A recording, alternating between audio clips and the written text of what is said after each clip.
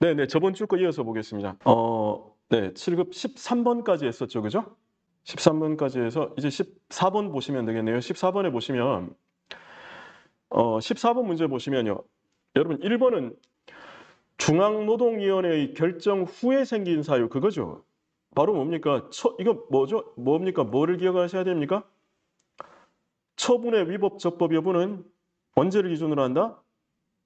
처분 시다. 그러니까 그렇죠. 처분 이후에 생긴 사실관계나 법률관계를 들어 처분의 위법 적법 여부를 다툴 수는 없다는 겁니다. 맞습니다. 잘하셨습니다. 2번에 보시면요.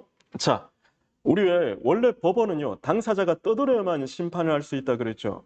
그래서 이른바 이게 변론주의라 그랬습니다. 근데 법원이요. 당사자가 아무런 말 안 해도 알아서 조사할 수 있는 게 이른바 직권조사 사항이거든요. 뭡니까? 변론주의가 적용되지 않는 대표적인 예외 바로 소송 요건이죠. 소송 요건. 그렇죠. 잘하셨습니다.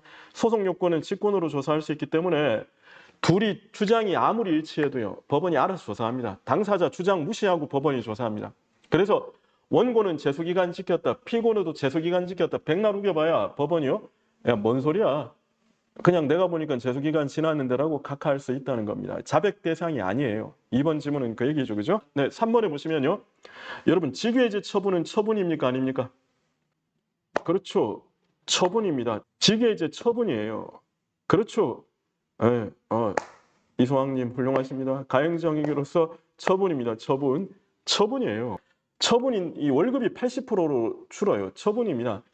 여러분 왜 생각해 보세요. 직위해제와 직권면직 뭡니까 우리? 직위해제와 직권면직은 뭐였죠? 하자승계 안 된, 하자승계를 논한다는 거는 일단 둘 다 처분이에요. 둘 다 처분입니다. 둘 다 처분인데 여기도 보십시오. 3번에 보시면요. 이것도 직위해제가 처분이라는 전제하에 직위해제가 있고 후속 직위해제가 있었거든요. 그러면 선행 직위해제는 후속 직위해제에 흡수돼요. 흡수됩니다. 흡수되기 때문에 선행 직위해제를 다투는 것은 뭐가 없다고요?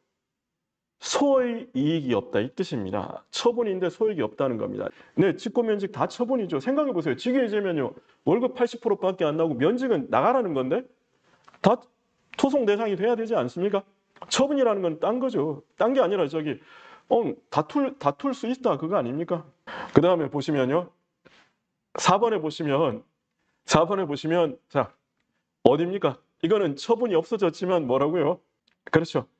반복될 위험성이 있다. 반복될 위험성이 있으면 소익이 있다는 게 우리 판례 입장이죠. 뭐 예를 들어서 우리 판례 중에 있었던 거 그거 있었죠. 반복될 위험. 그렇죠. 임시이사 다투는 중에 임시이사 기간이 끝났더라도 반복될 위험이 있다. 그 얘기입니다. 15번 보시겠습니다.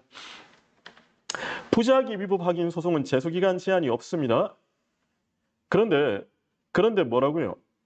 뭐를 거치면? 심판을 거치면 그렇죠. 재결서의 정본을 송달받은 날부터 90일이라는 제소기간 제한이 있겠죠. 1번 질문은 틀린 겁니다. 굉장히 자주 나오는 거죠. 2번은요. 이게 난민은 같은 경우에는 그 나라에서 정상적인 대우를 못 받는 사람이에요. 그렇기 때문에 그 나라 여권 발급이 안 나와요. 그러니까 어떻게 해요? 가짜 이름으로 들어오는 거죠. 그렇지만 여러분 실제로 존재하는 사람은 갑이죠. 갑. 을은 실제로 존재하는 사람이 아니잖아요. 그렇기 때문에 갑이 다툴 이익이 있다는 거죠. 갑이 다툴 이익이 있다. 그게 거기에 나오는 2번이죠. 자, 3번에 보시면요. 여러분 보세요. 그렇죠. 재처분 의무와 관련되는 거 아닙니까? 재처분 의무에 있으면요. 어떻게 해요? 우리 재처분 의무라는 거는 절차상의 하자가 있다. 절차를 보완하면 다시 처분할 수가 있죠. 절차상의 하자가 있으면 절차상의 하자를 보완해서 다시 할 수 있잖아요. 그래서 보시면요. 3번도 이익형량의 하자가 있다. 문제 있다 하자 그러죠. 그래서 다시 이익형량을 제대로 한 거예요. 그럼 그때는 재처분 의무를 이행한 것으로 볼 수가 있다가 돼야 되겠죠. 그렇죠. 네, 잘하셨습니다. 4번은 여러분 아무리 강조해도 지나치지 않는 부분이죠. 그죠? 그래서 무효확인 소송에 있어서는요. 직접적인 구제수단 따질 필요 없다. 이건 뭐 워낙 우리 수업 시간에 길게 얘기했으니까 그 무효확인 소송에 있어서는요. 조세부가 처분이 무효인데 세금을 납부했습니다. 곧바로 부당이득 반환 소송 제기할 수 있더라도 무효확인 소송 제기할 수 있습니다. 왜냐하면 무효확인 소송에서 이기면 이른바 결과 제거 의무가 있기 때문에 어차피 행정청은 돌려줘야 될 의무가 있다는 거죠. 네, 잘하셨습니다. 그 다음 문제 16번 문제 보시겠습니다. 자, 1번 문제는요. 자주 나오는 지문은 아닌데 요게 이제 경찰 뭐 시험이라는 요런 데 있거든요. 그게 뭐냐면 여러분 보세요. 자, 조세부가 처분이 있었죠. 세금 납부했습니다. 근데 조세부가 처분에 대해서 취소 소송을 제기해서 기각 판결이 있었던 거예요. 그러면 확정이 되면요. 또 조세부가 처분에 대해서 무효확인 소송 제기 못하죠. 이게 기판역 아닙니까? 기판역 아닙니까? 이미 법원이 조세부가 처분을 적법하다 그랬는데 또 위법하다고 다투는 것이 기판역 아닙니까? 그죠? 기판역 아닙니까? 네, 맞죠. 기판역 맞습니다. 네, 맞습니다. 그러면 이전 조세부가 처분 취소 소송의 소송물은 조세부가 처분의 위법성, 조세부가 처분의 무효확인 소송도 조세부가 처분의 무효 여부거든요. 이러면 소송물이 같지만 이번에는 보세요. 조세부가 처분이 있었고 세금 납부했죠. 납부한 상태에서 조세부가 처분 취소 소송에서 졌어요. 기각 판결 확정이 되었습니다. 그리고 나서는 이번엔 이 사항이 뭐냐면요. 부당이득 반환 소송을 제기하는 거예요. 조세부가 처분이 무효라는 이유로. 그러면 여러분, 그러면요. 보세요.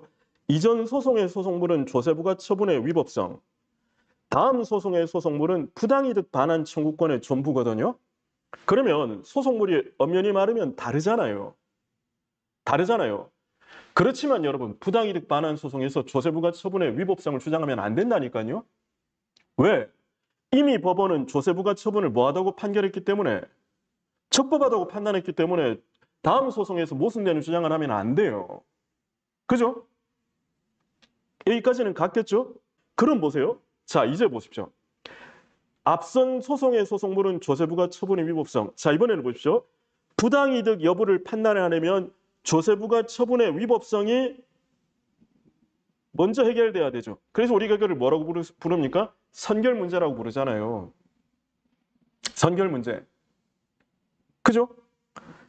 조세부가 처분의 위법성이 부당이득 반환 청구권이 있냐 없냐를 판단할 때 먼저 해결돼야 되는 문제, 선결 문제죠. 맞습니다. 준철근마님 맞습니다. 그러니까 똑같이 이럴 때도 선결 문제가 될 때도요. 조세부가 처분의 위법성을 주장하면 안 돼요. 안 됩니다. 그게 1번이 되는 겁니다.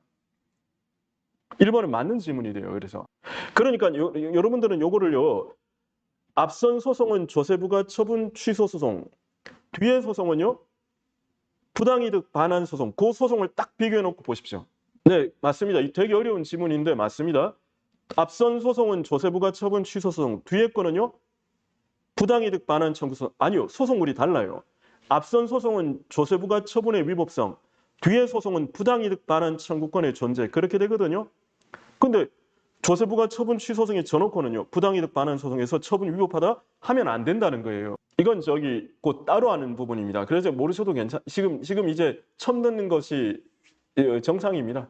네, 맞습니다. 테리 씨. 선결 문제로 잡아도 돼요. 그러니까 보시면 조세부가 처분 취소 소송, 부당이득 반환 소송 그 두 개 딱 비교해 놓고 보십시오.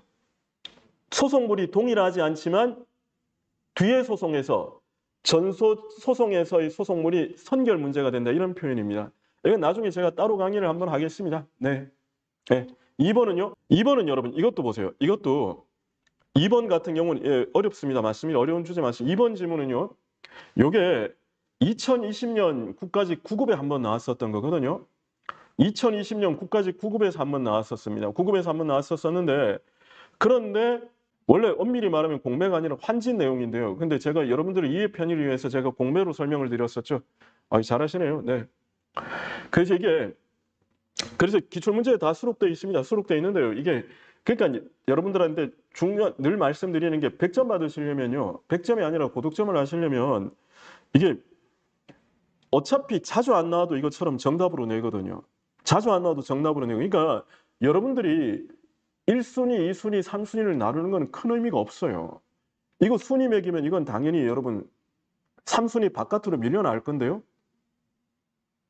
그렇지만 이게 정답으로 나오는 거예요. 그러니까 기출문제집 있거나 이런 부분들은 어차피 제가 중요하기 때문에 수록을 한 거기 때문에 보셔야 돼요. 네, 익숙해집니다. 걱정하지 마십시오.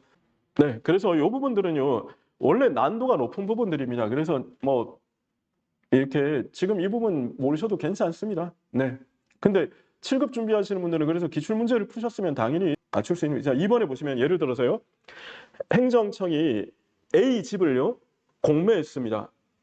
행정청이 A 집을 공매를 해서 갑이 낙찰받았어요.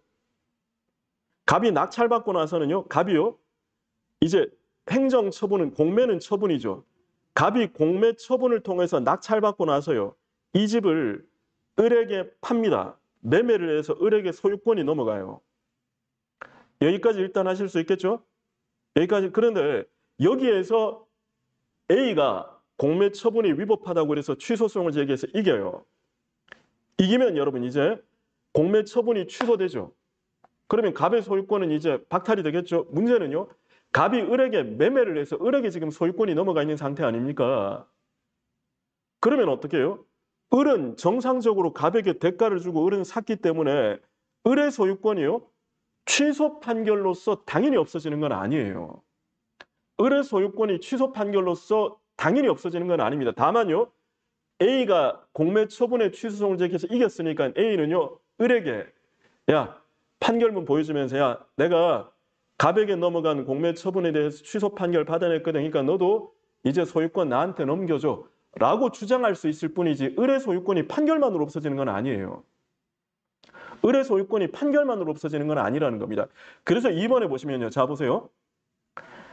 처분을 취소하는 판결이 있었죠. 그럼 보세요. 자, 어디가 핵심입니까? 그 처분을 기초로 하여, 자, 거기 그 처분을 기초로 하여 새로 형성된 제3자의 권리는, 그렇죠, 당연히 환원되는 게 아닙니다. 그게 지금 키워드입니다. 아시겠죠? 처분은 취소되는데 그 처분을 기초로 해서 갑이 공매 처분을 통해서 낙찰받고 을에게 팔면 을이 새로 형성된 권리는 게 아닙니까? 아니요, 미치는데요. 그러니까 임젤리님, 형성력은 제3자한테 미치는데 보세요. 그 처분을 기초로 하여 서로 형성된 제3자의 권리예요. 무슨 말이냐 하면 보세요. 행정청이 갑에게 공매를 했죠. 아니, A의 집을 경매에 붙여서 갑이 낙찰받았잖아요. 그럼 A가 행정청을 상대로 공매 처분에 대한 취소 소송을 제기해서 이기면요, 갑의 공매 낙찰도 없어지는 거예요. 갑에게 미칩니다. 근데 그게 아니라 그거를 토대로 해서 새로 형성된 권리가 있다는 거죠. 그렇죠, 수현님. 그렇게 이해하셔도 됩니다. 그렇게 이해하셔도 됩니다. 네. 그래서 그 키워드를 그것만 기억. 그 처분을 보세요. 그 처분을 기초로 하여 새로 형성된 권리. 자, 그다음에 3번에 보시면, 그렇죠, 동일하지 않은 사유를 통해서 할 수가 있다, 그 얘기고요. 네.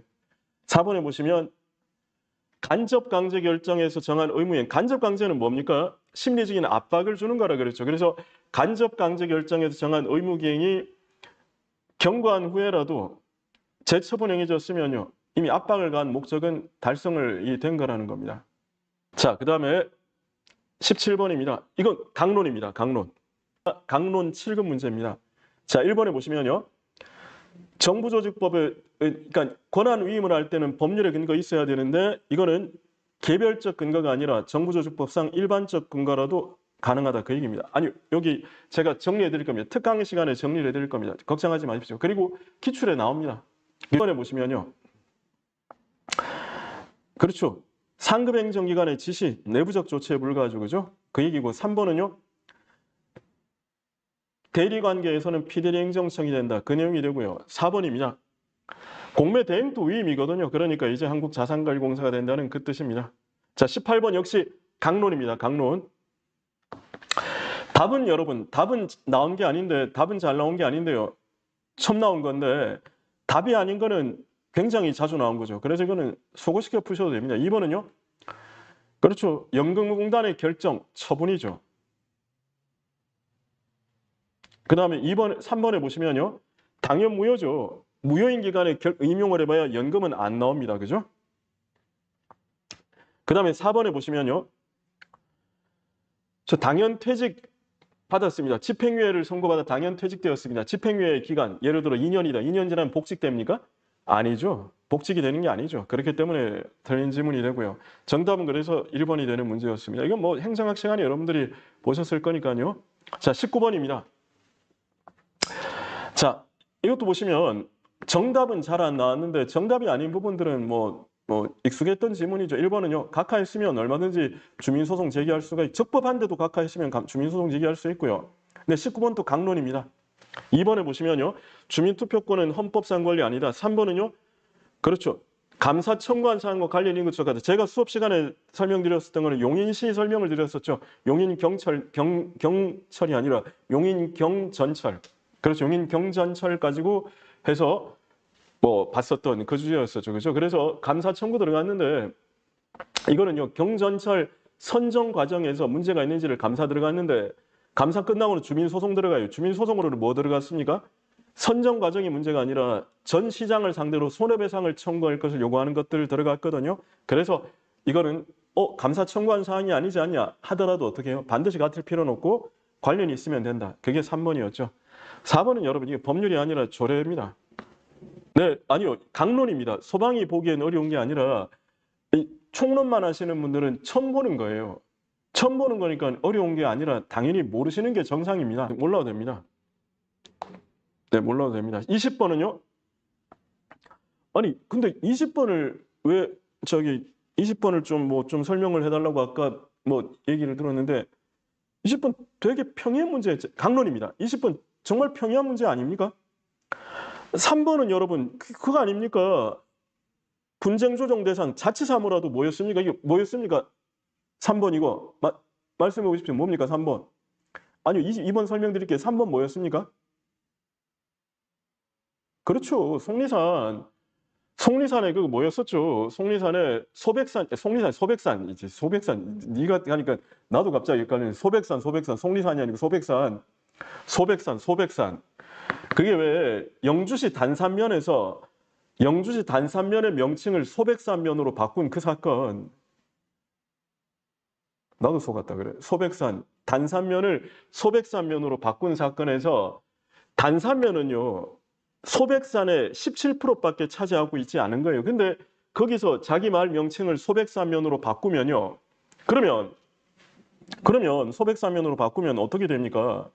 아니 다른 사람들은 소백산이 그쪽에서 소유하고 있는 거로 오해할 거 아닙니까? 그렇기 때문에 다른 지역의 이익을 침해한다. 그래서 우리 판례가 분쟁 조정 대상이 된 거죠. 아니 강론입니다. 강론입니다. 자, 그래서 3번이 답이 되는 건데 1번은 여러분 굉장히 중요한 판례 뭡니까? 울산광역시 북구 따로 설명 안 드리겠습니다. 지금 실금하시는 분들은 강론을 잘 하실 거기 때문에 4번 또 분쟁 조정 결정 자체에 대해 대부분의 소송 제기할 수 없잖아요. 4번은 분쟁 조정 결정 자체는 처분이 아니잖아요. 처분이 아니기 때문에 분쟁 조정 결정이 어떻게 처분입니까? 그래서 이거는 항고소송 제기를 못하고 뭐 했습니까? 분쟁 조정 결정은 직무이행 명령을 준용하잖아요. 그래서 분쟁 조정 결정에 불만이 있으면 뭐 합니까? 직무이행 명령을 내리죠. 그럼 직무이행 명령에 대해서 대부분에 제소하면 되잖아요. 그렇죠. 수연님 잘하셨습니다. 2번은요. 2번 보십시오. 2번에 한번 보실래요? 2번은 여러분 우리 기출문제집에 풀었었던 겁니다. 기출문제도 풀었고요. 기본서에도 설명을 드렸었던 겁니다. 자, 이게 일단 192조를 한번 보여주실래요? 192조. 자, 지방자치법 192조를 보시면요. 거기 보십시오. 이게 192조가 지방의 의결이 법령 위반되거나 공익을 현저히 친다고 판단되면 시도에 대해서는 주무부 장관이 시군자치구에서는 시도지사가 하는 거 아닙니까? 그죠? 근데 이게 뭐라 그랬습니까? 요 조문이요. 개정되었다 그랬죠. 이게 기초자치단체에 대한 중앙정부의 통제권을 강화한 내용이라 그랬습니다. 강한 내용인데 보십시오. 네, 보세요. 5항 보십시오. 주무부 장관이나 시도지사는 재의결된 사항이 법령 위반된다고 판단됨에도 불구하고 해당 지방자치단체장이 소를 제기하지 아니하면 시도에 대해서는 주무부 장관이, 시군 및 자치구에서는 시도지사가, 보세요. 괄호 보니까 제2항에 따라 주무부 장관이 직접 제의요구 지시를 한 경우에는 주무부 장관을 말한다 이렇게 돼 있죠. 그러면 언뜻 보면 주무부 장관도요.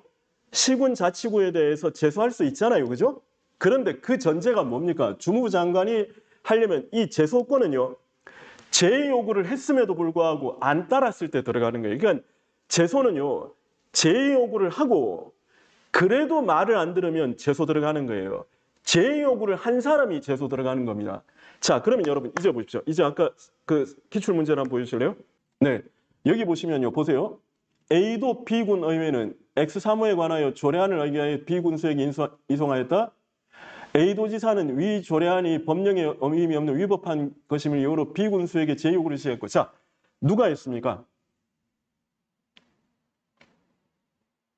A 도지사가 제의 요구를 했죠. 그러면 제소는 누가 한다고요? A 도지사가 해야 돼요. 그래서 3번 보십시오.